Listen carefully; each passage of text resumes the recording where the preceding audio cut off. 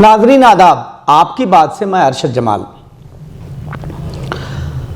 कद की लंबाई नहीं अज़मत फ़न का मयार, मेरे साये को न देखो जो बड़ा है मुझसे। ये किसी ज़माने में फ़राग गोरखपुरी ने कहा था। फिर फ़िज़ा इब्न फैज़ी ने कहा कि कद्दो क़ामत पे नहीं ज़र्फ़ की वसअत मौक़ूफ़, गौर से देखो तो कतरा है सरापा दरिया। तो कब कौन सा कतरा अपनी सलाहियतों के बुनियाद पर दरिया बन सकता है, इसका एक नमूना आज हमारे सामने है। हमारे पास मौजूद हैं मिथिलेश कुमार यादव। इनको महामंत्री के नाम से जाना जाता है और महामंत्री के नाम से इसलिए जाना जाता है कि आपने ग्रेजुएशन जब कर रहे थे तो उस वक्त आपने डिग्री कॉलेज में चुनाव लड़ा था और उस वक्त वहाँ के महामंत्री हुए थे। आपने एक और चुनाव भी ज़िला पंचायत का चुनाव लड़ा था, वो चुनाव थोड़े मतों से वो हारे थे। आप मिथिलेश कुमार यादव जी जो हैं, जिनको महामंत्री जी कहा जाता है, समाजवादी पार्टी के नेता हैं और आप हैरत करेंगे ये जानकर कि आप समाजवादी पार्टी की जो राष्ट्रीय कमेटी है उसके छात्र सभा की, उसके आप राष्ट्रीय सचिव भी हैं। तो ये बात बड़ी दिलचस्प है कि बहुत से लोग इनको देखकर अगर इनसे बात नहीं करेंगे तो इनकी उम्र का अंदाज़ा लगाना मुश्किल है। बहुत से लोगों का कद छोटा होता है मगर चेहरे से उनकी उम्र का अंदाज़ा होता है। मगर महामंत्री जी या मिथिलेश कुमार यादव जी ऐसे शख्स हैं जिनके चेहरे पर भी बच्चों जैसी मासूमियत है और कद तो बच्चों जैसा है ही। आपका पूरा कद जो है 4 फुट 1 इंच है।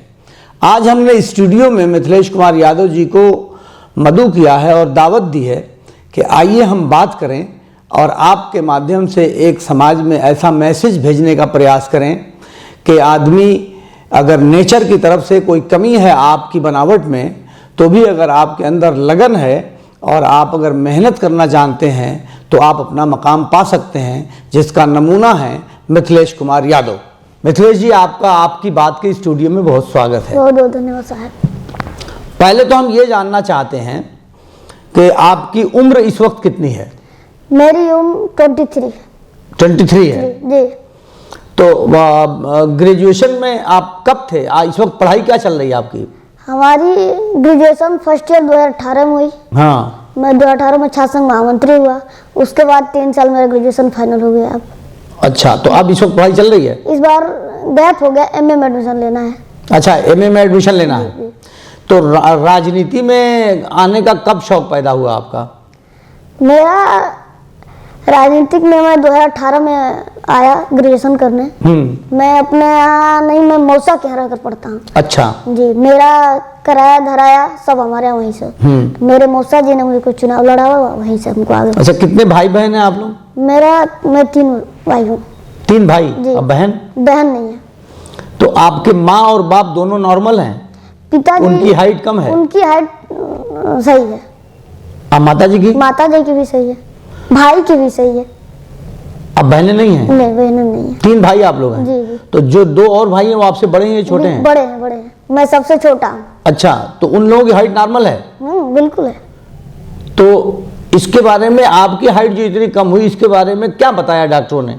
कि कभी डॉक्टर की नौबत नहीं आई? गए, हार्मोन्स की कमी बताए, दवाई बताए, लेकिन उससे कोई हम लोग नहीं कराए कि तमाम प्रकार की परिस्थितियां। अच्छा, नहीं तो जैसे आपको किसी प्रकार की अपने हाइट कम होने की वजह से किसी प्रकार की कोई दुश्वारी कई बार महसूस होता था। पहले होता था जब मैं राजनीति में नहीं था। कई लोगों ने हमको बताया, अच्छे बात बताया। बहुत लोगों को बात सुनना पड़ता है, समझना पड़ता है। लेकिन मैंने एक चीज सीखा, मैं हाइट से छोटा हूँ लेकिन मैं मानसिक रूप से उतना ही मजबूत हूँ। जी। जैसे आपको ये लगता है कि मानसिक रूप से मुझे कोई प्रॉब्लम नहीं है, और भी बॉडी के किसी अंग में कोई प्रॉब्लम आपको नहीं? किसी प्रकार की कोई, सब कुछ नॉर्मल है। मैं शारीरिक रूप से बस छोटा हूँ और मानसिक रूप से मैं बहुत मजबूत हूँ। अच्छा, तो राजनीति में आने का विचार कैसे पैदा हुआ? वही जब छात्र संघ चुनाव, जो राजनीतिक सीढ़ियाँ होती है, वहाँ से स्टार्ट किए। छात्र संघ चुनाव जीते हम लोग को। पार्टी, समाजवादी पार्टी में हम लोग अपना लिए शपथ ग्रहण। माननीय राष्ट्रीय अध्यक्ष अखिलेश यादव जी के निर्देश में हम लोग मिले। वहीं से हम लोग की राजनीति स्टार्ट हुई। तो जब आप होश संभाले, यानी जब आप समझदार हुए, तो आपको ये लगा कि समाजवादी पार्टी में को ज्वाइन करना चाहिए? बिल्कुल, तो क्यों आपने समाजवादी पार्टी को चॉइस किया? हम लोग पार्टी का ऑप्शन कई था, Bharatiya Janata party, Samajwadi party, Bahujan Samaj party, लेकिन हम लोगों ने अपने नेता को समाजवादी पार्टी काम करते हुए देखा है। एक्सप्रेसवे बनाए, नौकरियां दी, गरीबों मुलजमों सबको उठाते हुए देखा, इसलिए हम लोग समाजवादी पार्टी में ज्वाइन हुए। तो अभी सोशल एक्टिविटीज़ में और राजनीति में जो धरना प्रदर्शन आंदोलन होता है सब में आप भाग लेते हैं? बिल्कुल बिल्कुल। आप रहने वाले कहाँ के हैं? मेरा बलिया घर है, बलिया घर है, विधानसभा सिकंदरपुर। राष्ट्रीय अध्यक्ष जी के आप इतने फैन हैं, तो राष्ट्रीय अध्यक्ष से मुलाकात हुई कभी आपकी? बिल्कुल, कितनी बार हुई है। मैं जब छाछंग चुनाव जीता, उसके बाद 2 साल के बाद ये जिला पंचायत 3 साल के बाद था, मैंने वहाँ माननीय जी से कहा, बहुत अच्छे से पहचानते हैं नेम से, फेस से। अच्छा। कहा कि ठीक है तुम बताना, अपने जो सीट आएगा तो हम करने। मेरी सीट आई, हमने बताया, उनको टिकट फाइनल किए। प्रदेश में एक ही जिला पंचायत का टिकट का फाइनल हुआ था, जो राष्ट्रीय अध्यक्ष ने किया था। अच्छा। मैंने चुनाव लड़ा, बहुत अच्छे से चुनाव लड़ा, 35 वोट पाया, कुछ वोटों से चुनाव हार गए। उसके बाद हम गए पार्टी कार्यालय, बात हुआ। उसके बाद जब संगठन बन रहे थे तो हमको राष्ट्रीय सचिव बनाया, जाओ प्रदेश में घूमो, राष्ट्रीय। तो जो आपकी एजुकेशन, शुरुआती एजुकेशन है, यानी कक्षा 1 से लेकर या नर्सरी से लेकर, वो कहाँ से हुई है? हमारा जो जन्मभूमि है रसड़ा विधानसभा पड़ता है। अच्छा। वहाँ हमारा हुआ है 8वीं तक। 8वीं तक? उसके बाद सरकारी स्कूल में या प्राइवेट में? सरकारी स्कूल में। ठीक। प्राइमरी, मिडिल, उसके बाद 9th में मौसा जी के यहाँ, वहाँ से इंटर। 9th की एजुकेशन कहाँ से हुई? हमारे मौसा जी के यहाँ हुए, सिकंदरपुर। सिकंदरपुर से? कौन से स्कूल से?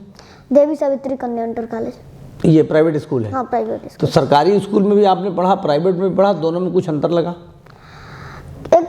पहले की बात अलग है, अब की बात अलग है। हम लोग पढ़ते थे सरकारी मिडिल में, बहुत अच्छी पढ़ाई थी, बहुत व्यवस्था, सर जो थे बहुत अच्छे थे, हम लोग उसी से पढ़ कर आए हैं। लेकिन अब पता चलता है कुछ तरह की पढ़ाई नहीं होती है, लड़के नहीं पढ़ते हैं, तो उसकी मतलब सरकारी स्कूलों का, चूंकि आपको ज्ञान, आपसे ये प्रश्न मैं इसलिए पूछ रहा हूँ कि आपको दोनों अनुभव है। जी।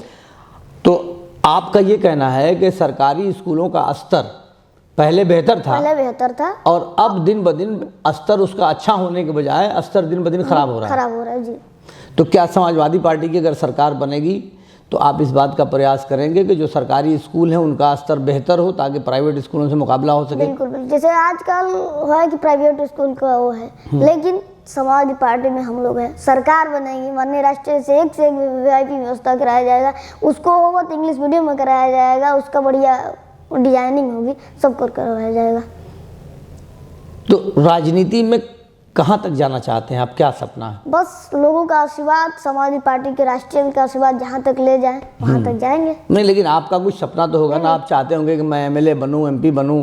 आप जब सदन में बनेंगे तो पूरा देश नहीं बल्कि पूरी दुनिया सुनेगा। बिल्कुल बिल्कुल। वही तो मैं जिला पंचायत लड़ा, कुछ छोटा सा, अभी कई बार मैं मिला हूँ, अभी माननीय जी से मिलकर आया हूँ, तो यही बात पर चर्चा हो रही थी। तो अब जो उनका आदेश होगा किया जाएगा। अच्छा, जो हाइट में कम लोग जो होते हैं, तो उन लोगों को कभी आपने एकत्रित करने की कोशिश नहीं की कि इनको भी एक जगह ले आया जाए, इनकी समस्याएं सुनी जाएं, जो किसी भी तौर से कहीं कमज़ोर हैं, चाहे वो मानसिक रूप से कमज़ोर हों, चाहे अपने हाइट लंबाई के एतबार से हों, चाहे शारीरिक रूप से किसी प्रकार से कमज़ोर हों? जैसे हमारी जो हाइट है और दूसरों की हाइट में बहुत अंतर है। हमारी लगता नहीं है, उन लोगों को लगता है। बहुत कम, ऐसा बहुत कम लोगों से मैं मिला हूँ कैसे है। जी भाई, आपकी आयु की जो आपकी आवाज़ है, आवाज़ से भी नहीं लगता कि आपकी आयु 23 साल है। नहीं, आवाज़ से भी नहीं लगता है, और चेहरे से भी नहीं लगता। नहीं। तो आपको अभी तक देखिए दाढ़ी और मूंछ भी नहीं दिख रही है। नहीं। तो आगे आपका सपना ये है कि समाजवादी पार्टी में रह के लोगों की सेवा करेंगे, काम करेंगे। बिल्कुल बिल्कुल। और आने वाले दिनों में शायद विधानसभा और लोकसभा में भी पहुंचने का प्रयास करेंगे। सपना तो बड़ा होना चाहिए। सपना तो बड़ा होना चाहिए। हाँ। लेकिन जो माननीय राष्ट्रपति जी का होगा आदेश वो किया जाएगा। ये समाजवादी पार्टी में आप देख रहे हैं कि समाजवादी पार्टी के जो राष्ट्रीय अध्यक्ष हैं आदरणीय अखिलेश यादव जी, उनके फैन किस प्रकार के लोग हैं, और हर तरह के लोग दीवाने हैं उनके, और वो छोटी छोटी चीज़ों पे ध्यान भी देते हैं। अब देखिए, मिथिलेश को मिथिलेश के नाम से वो पुकारते हैं और बुलाते हैं। तो आने वाले दिनों में मैं समझता हूँ कि मिथिलेश तरक्की करेंगे और अपना रास्ता बनाएंगे। मिथिलेश, आप ये बताओ कि अगर आप मान लीजिए कि राजनीति में के शिखर पे आप पहुँचते हैं जी, और सरकार के माध्यम से आपको पावर मिलता है, जी, तो आप पहला काम क्या करना चाहेंगे? अब वो पहला काम जिस संगठन में हमको काम मिलेगा उसके हिसाब से काम किया जाएगा। नहीं, जनता के लिए अगर आप सरकार में जनता चले के लिए जाते किया हैं। जाएगा। हमारे यहाँ कई काम है, जिस विद्यालय से मैं चुनाव लड़ा हूँ वहाँ डीएड बीएड ये सब तमाम प्रकार की स्थितियाँ, लाइब्रेरी, अच्छे फंक्शन, अच्छे जैसा हमारे यहाँ कई मेडिकल कॉलेज नहीं है, वो आए क्योंकि सिटी डेवलपमेंट हो। जब मेडिकल कॉलेज आएगा तो होगा बढ़ावा। नहीं, जैसे आप में एक कमी है कि आपकी हाइट अधूरी है, जी तो क्या आप अपने जैसे और जो लोग हैं उनमें जागरूकता लाने का प्रयास करेंगे? बिल्कुल करेंगे। सबको व्यवस्था की जाएगी, जिस व्यवस्था में नहीं रहेगा उसकी व्यवस्था दी जाएगी, आराम से चल सके, खा पी सके, बढ़िया से रह सके। तो आपके मौसा के वहाँ आपकी परवरिश हुई, तो मौसा क्या करते हैं? मौसा किसान है, पिताजी भी किसान ही थे, लेकिन अभी इसमें है नहीं, पिताजी एक्सपायर कर गए। अच्छा, माताजी हैं। तो मौसा जी के वहाँ आपकी परवरिश क्यों हुई? पारिवारिक स्थिति की वजह से। पारिवारिक स्थिति की वजह से। तो मौसा जी के और बच्चे हैं? हाँ, 2 बच्चे हैं। तो उन बच्चों के साथ आपका संबंध अच्छा है, पारिवारिक संबंध अपना है। कितनी उम्र से आप मौसा जी के पास हैं? वही 10 वर्ष। 10 साल के आप रहे होंगे, यानी लंबे समय से आप मौसा जी के साथ हैं। 15। तो उनके बच्चों में किसी प्रकार का कोई आपके साथ भेदभाव नहीं होता? कोई भेदभाव नहीं, एक साथ खाना, बैठना, सोना, मौसी भी आपका ध्यान रखती है? बिल्कुल बिल्कुल, अपने लड़के की तरह। तो आप देख रहे हैं कि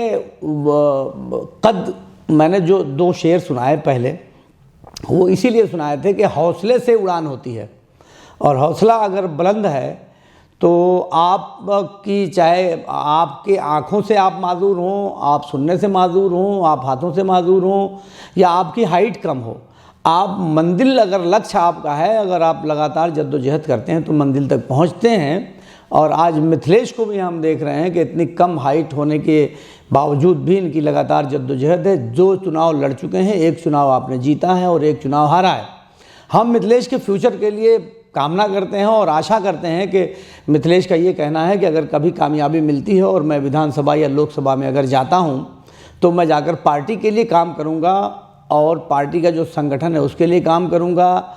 जो लोग शारीरिक तौर से या मानसिक तौर से किसी भी प्रकार से पीड़ित हैं या नेचर की तरफ से कमज़ोर हैं, तो मैं उनकी समस्याओं का समाधान करूंगा और उन्हें बताने की कोशिश करूंगा कि आप में कुछ कमियां हैं तो कुछ खूबियां भी हैं, और हौसलों के माध्यम से आपकी उड़ान मंजिल तक हो सकती है। आज के लिए इतना ही। आपकी बात से मैं अरशद जमाल।